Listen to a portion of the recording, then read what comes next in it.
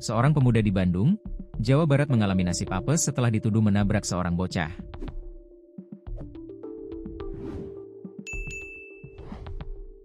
Ibu dari pemuda tersebut lantas mengunggah rekaman CCTV yang mengungkap fakta berbeda.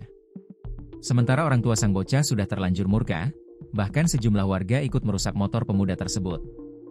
Video insiden itu kini tengah viral di media sosial dan memicu perdebatan warganet.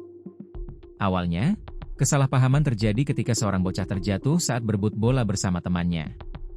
Dalam rekaman, terlihat jelas pemuda bernama Zaki hanya duduk di atas motornya sambil menunggu temannya di depan sebuah kos di kawasan Sukasari, Kota Bandung, Minggu, 9 November 2025.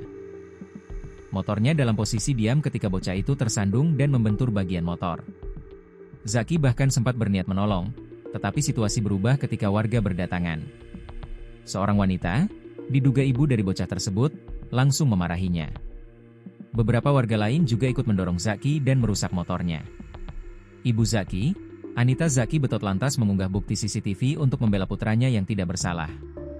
Ia mengaku terpaksa memviralkan bukti rekaman karena tak terima anaknya dituduh dan bahkan dipaksa mengaku bersalah. Kenapa aku up video Zaki? Orang tua si anak itu NPD?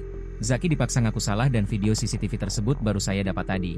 Nunggu yang punya kos ngasih, baru ketahuan siapa yang salah setelah lihat CCTV tersebut, tulis Anita. Menurutnya, rekaman itu menjadi bukti bahwa anaknya sama sekali tidak bersalah. Anita juga meminta orang tua bocah tersebut bertanggung jawab atas kerusakan motor. Saya tidak akan banyak nuntut, cuma pengen itu orang tua minta maaf sama anak saya karena sudah bertindak semaunya sendiri dan fitnah tanpa bukti, tegas Anita. Aku cuma mau bersihin nama baik anak saya bahwa benar anak saya tidak menabrak anak tersebut, lanjutnya. Anita berharap kejadian ini menjadi pelajaran bersama agar masyarakat tidak mudah main hakim sendiri.